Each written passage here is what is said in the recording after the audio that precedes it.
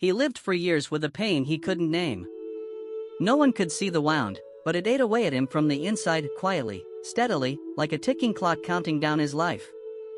Every time he remembered the face of the one who betrayed him, his chest tightened, and the world dimmed. He didn't cry, didn't scream, just stayed silent. Bitterness became his armor, but also the chains that bound him. Then one day, he let go. He forgave. And everything changed, forever. He used to be a calm man, quiet, disciplined, and dutiful. To the outside world, he was solid ground, someone who didn't break easily.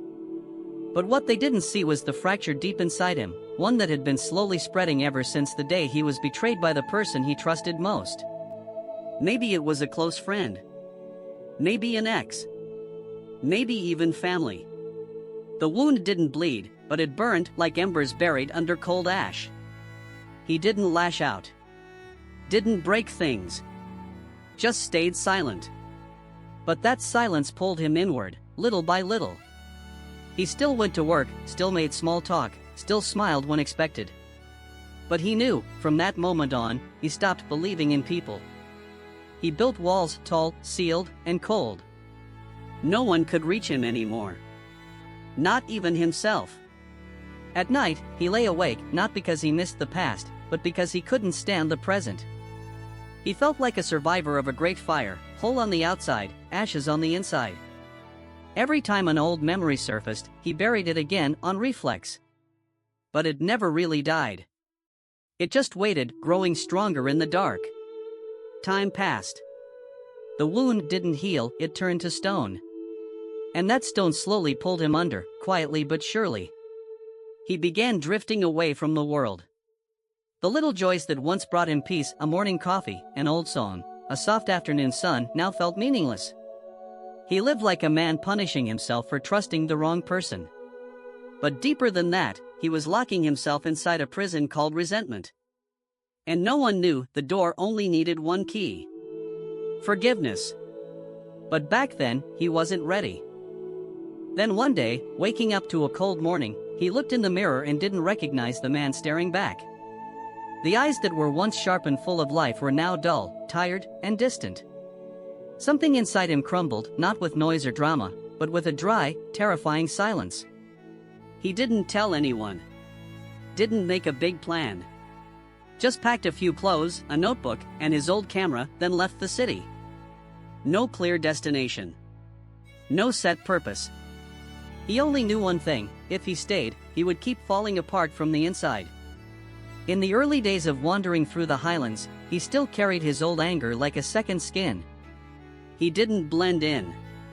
Didn't smile. Didn't share stories.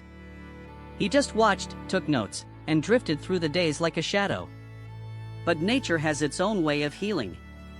Under ancient trees, by the sound of running water, in the scent of damp soil and clean mountain wind, something in him began to soften. Slowly. Gently. But it was real. He met an old man who lived alone in a wooden cabin, someone who had lost his entire family in an accident. But instead of being bitter, the old man lived peacefully. Drank tea. Grew vegetables. Smiled often. They would sit together for hours without saying a word, and somehow, the silence felt warm. He started writing, not for anyone else, but to understand himself. Each page peeled back a layer. Each sentence was a memory he finally dared to face. It was during that journey that he realized pain doesn't disappear just because you run from it. It changes form, changes name, but it keeps clawing at you from the inside. And if you keep holding on to it like a badge, you'll never be free. He hadn't forgiven yet. But for the first time, he started asking himself, what if I could let it go? One early morning, with dew still clinging to the leaves and the sun just peeking over the mountain ridge, he sat alone beneath the wooden eaves, cradling a cup of hot tea, quietly watching the mist dissolve. And for reasons he couldn't name, tears fell silent, gentle, as if his heart had finally stopped bracing itself after all those tightly wound months and years. There was no more rage. Only a softened sadness, like the last thin clouds at the end of a season. It was a moment of awakening. He realized how long he had lived inside a cage of his own making. It wasn't about what the other person had done, it was about how he had refused to step out of the darkness. Holding on to resentment didn't heal the wound, it only stretched out the pain. And every time he remembered, he was the one reopening the scar, then blaming someone else for the bleeding. The old man had once told him, "Some people will never give you the apology you deserve. But you still have the right to peace." At the time, he had said nothing.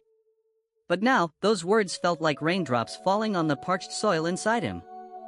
He took out his old notebook and wrote the things he'd never said. He didn't send it. Didn't expect a reply. It was just a letter to himself, a quiet act of forgiveness. Not for the one who hurt him, but for the part of himself that had been hurting for far too long. He didn't forget. But he began to understand, forgiveness isn't about erasing the past. It's about no longer letting it control the present. It's about choosing to live on without carrying the fire that keeps burning you from within. That day, he stood up, took a deep breath, and let the cool mountain air fill his lungs. His heart didn't feel as heavy. He didn't shout. He didn't celebrate. There was just a strange, quiet feeling, like, for the first time in years, he had opened a door and stepped into the light. He had chosen to forgive. And from that moment on, everything began to change. After that morning, something in him shifted quietly, without fanfare or drama, like how spring arrives after a long winter, soft, steady, and certain. A week later, he packed his things, gave the old man a slow, firm hug, and got in the car to head back to the city. The same roads greeted him. The familiar corners hadn't changed. But he had. He was no longer the man who once walked those streets in silence and anger. This time, he came back with a calmness he had found, like, after years of being lost, he'd finally remembered the way back to himself. He opened the door to his old apartment. Everything was just as he'd left it, the unsent letters, the unwashed shirt, the photo frame turned face down on the table. But instead of turning away like before, he gently picked each thing up, wiped off the dust, folded it neatly, and placed it where it belonged. Not to hold on, but to let go properly. He saw the person from his past again. The one he once thought would ignite a wildfire in his chest just by showing up. But no. When their eyes met, all he saw was another human being, someone who had also broken, also feared, also failed. There was no need for apologies. He didn't need to hear anything. Because what he needed, he already had. Peace from within. He smiled. Gave a quiet nod. And that alone was enough to close a long, heavy chapter. His friends and co-workers noticed something. They said he looked different, though none of them could quite explain how. It wasn't his appearance. It was in his eyes, his steady voice, the way he no longer flinched or braced himself for life. He didn't come back to prove anything. Not to be stronger, not to be more successful. He came back simply to keep living, with a heart that had healed, and a soul that had finally found rest. And for the first time in years, he truly felt free. Since the day he returned, he began to live differently. Not in some dramatic, movie-like transformation. He didn't quit his job. Didn't move to a new city. Didn't reinvent himself into some new version. But in the smallest things, in each breath, each step, he was more present, softer, more real. In the mornings, he made coffee and sat by the window to catch the sunlight. No longer rushing after unreachable goals. He still worked with focus, but he no longer pushed himself to the point of exhaustion. In the afternoons, he walked through the park, sometimes pausing to listen to a familiar song, watch a child laugh, or simply breathe in the scent of rain-soaked earth. He began writing again. Not to escape this time, but to reflect, to honor the road he had walked. His pages filled with quiet spaces, revived dreams, and the kind of pain that memory no longer sharpens but softens. He listened more, both to others and to himself. He no longer avoided his emotions. No longer felt ashamed when tears came. Because he had learned. The strongest people are those who allow themselves to be vulnerable, who face what hurts, and let go when it's time. Forgiveness hadn't made him forget. But it had made him lighter. And because of that, he slowly reconnected with things he thought were lost. Trust, gentleness, and a love for life. He stopped chasing happiness. Instead, he lived in each moment, fully. Every day was no longer a battle, but a gift, simple and priceless. The man who once lived with a heart of stone had started planting green shoots again. He didn't know what lay ahead. But he wasn't afraid anymore. Because he understood. As long as he chose kindness, as long as he chose to let go of bitterness, every day could be a new beginning. And so, he kept living. No longer a shadow of his past, but a light. For himself. Now, when he looks back on the road he's traveled, he no longer sees a man who was betrayed, who held on to anger, who lost his way. He sees someone who had the courage to step into his own darkness, to face it, to break, and then to rise again. Not to defeat anyone, but to heal himself.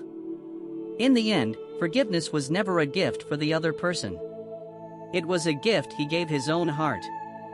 Not easy, not quick, but once he let go, he was truly free. And if you are holding on to anger that still burns, or a wound that hasn't closed, remember this: you don't have to forget. You don't have to forgive right away. You just have to begin the journey back to yourself. And when you're ready, let go. Not because they deserve forgiveness, but because you deserve peace.